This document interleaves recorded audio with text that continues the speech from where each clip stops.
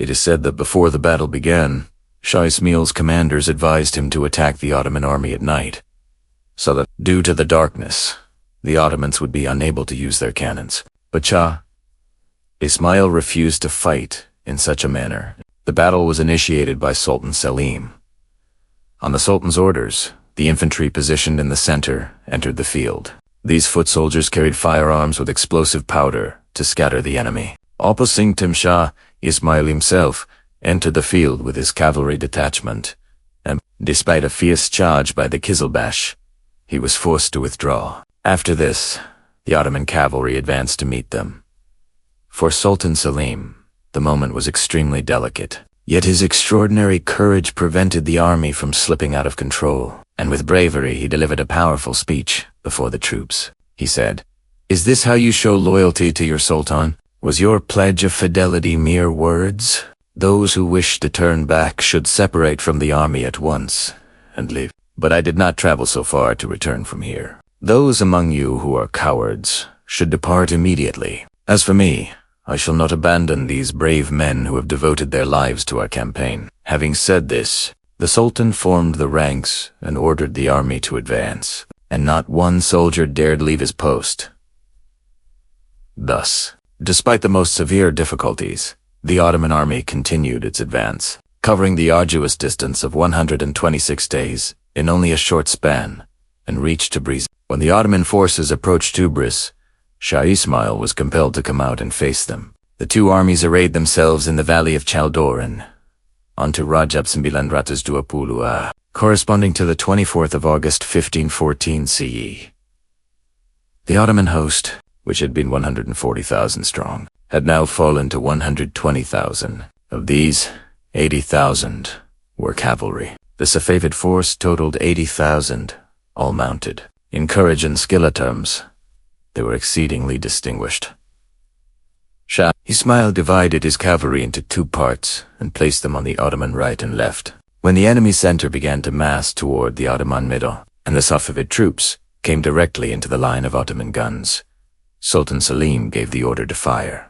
The Ottoman artillery began to rain shells. The Iranians had no comparable artillery and could not withstand the barrage. They suffered heavy losses among their horsemen, after which the remaining Ottoman detachments moved to counter. Shah Ismail himself was wounded and barely escaped with his life. The Iranians left 25,000 dead on the field and fled. On 14 Rajab 1920, the 4th of September 1514, CE Sultan Selim entered Tabriz in triumph. After an 8-day stay in Tabriz, the Sultan set out north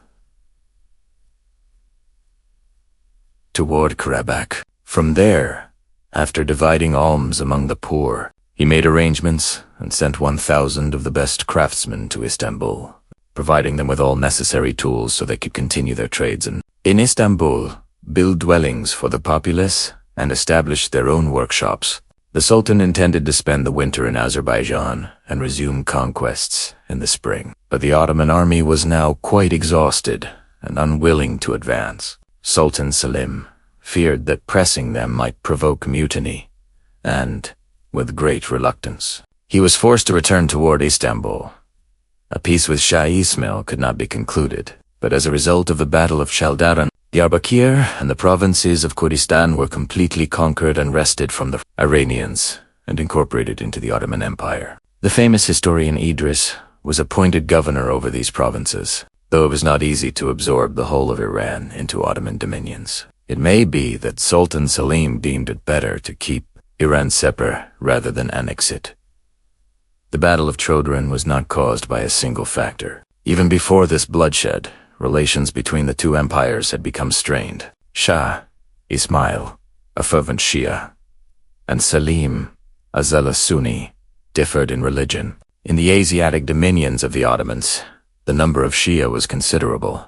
Shah Ismail's agents preached Shiism among Ottoman subjects and incited them internally against the Ottoman Sultan. Selim, who regarded Shiism as a great sedition threatening the state, had seen how a single year before his accession Shikwok incited rebellion in Anatolia by propagating Shiism and how difficult it had been to crush that turmoil. When such danger was again perceived, he ordered a census of all Shia within the realm. Their number totaled 70,000. One day, suddenly, the Sultan ordered 40,000 of them be put to death, and the remaining 30,000, including women and children, be imprisoned. This event set all Iran ablaze with indignation, but Selim's resolve remained firm.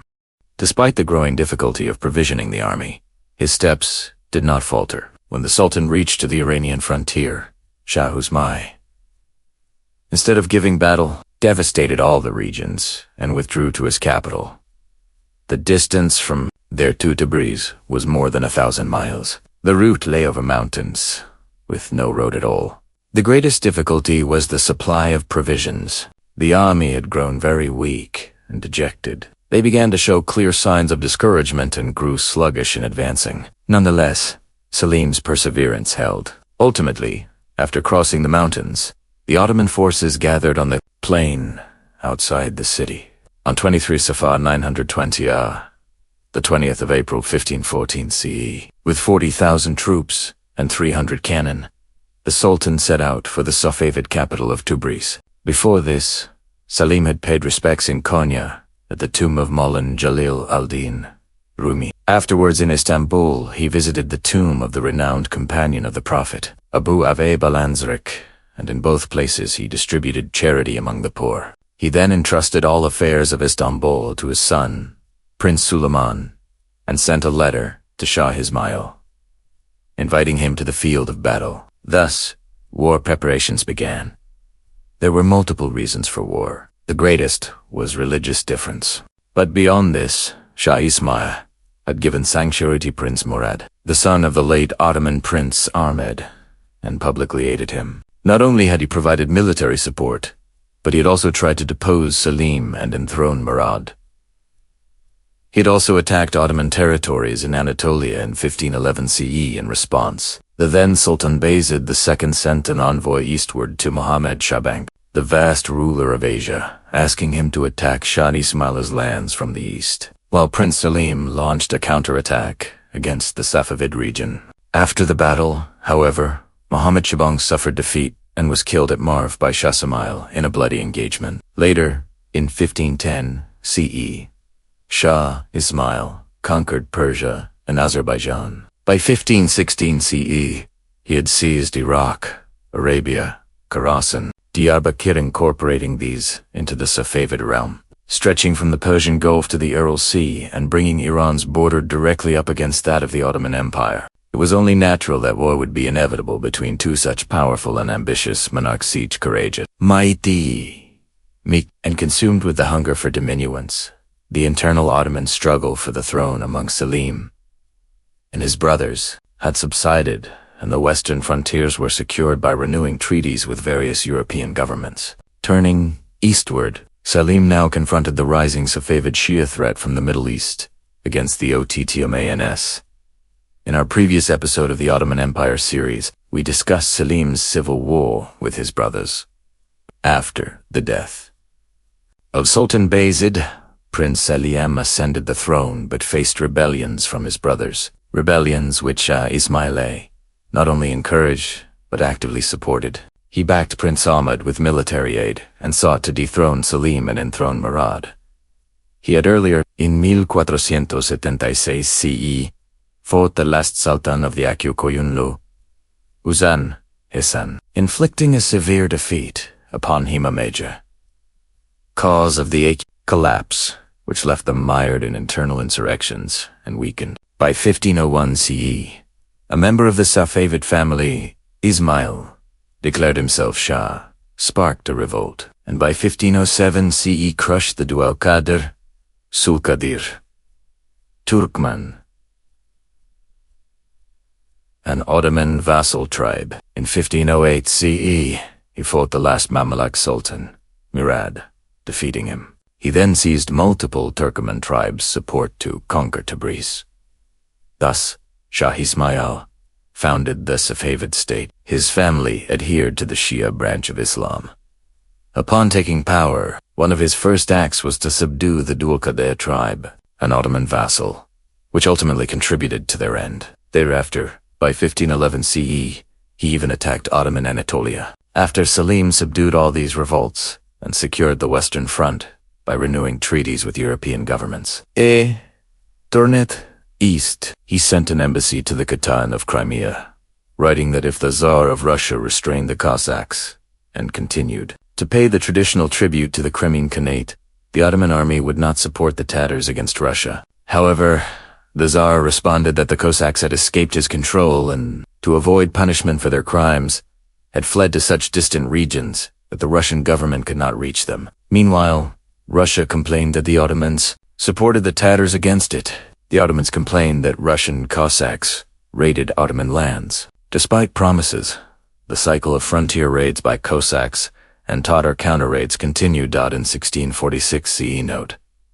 Later reigns, the Tatars chased the Cossacks deep into Russian provinces and brought back 3,000 captives. In reply, the Tsar sent an army against Azov, but that force suffered several defeats, and Musa Pasha sent 400 captives and the heads of 800 Russians to Constantinople.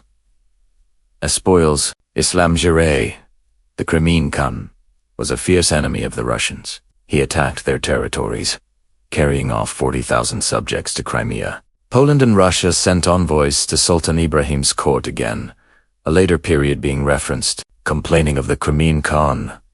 The Sultan wrote to the Khan to release those captives and to desist, promising in turn not to support the Tatars against Russia if the Tsar would control the Cossacks and maintain tribute. Returning to Selim and Ismail, after renewing treaties in Europe and securing the West from external threats, Selim focused east.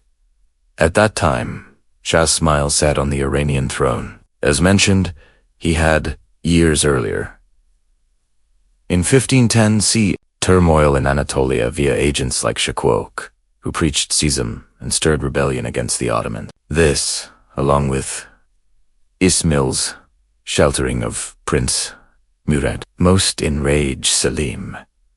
Once internal Ottoman affairs were settled, Selim resolved to march on his. He visited Konya to pay respects at the tomb of Maulan Rumi, then in Istanbul at the tomb of Abu Ayyub al-Ansari, distributed alms, entrusted Istanbul's administration to his son, Prince Suleiman, and sent Ismail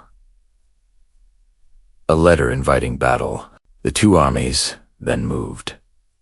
The route to Tabriz was rugged, supply lines strained, and the army grew weary and disheartened. Shah Ismail, for his part, evacuated and devastated territory. Rather than give battle immediately, at last, the armies met at Chaldiran. Though some advised Ismail to attempt a night attack to neutralize Ottoman artillery, he refused. The Qizilbash launched fierce charges. The Ottomans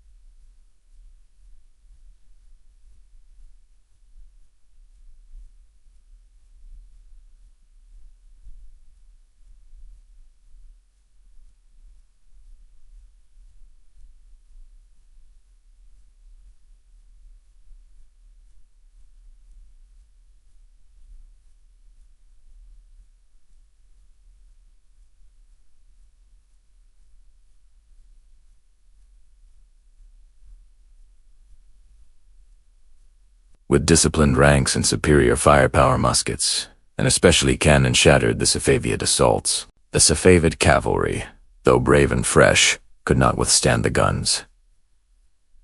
Ismail was wounded and escaped with difficulty. 25,000 Iranians fell. The Ottomans entered Tabriz in triumph.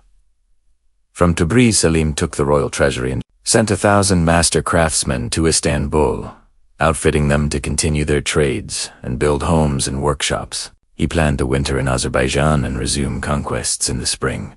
But the army, exhausted and short of supplies, was unwilling to go farther. Fearing mutiny,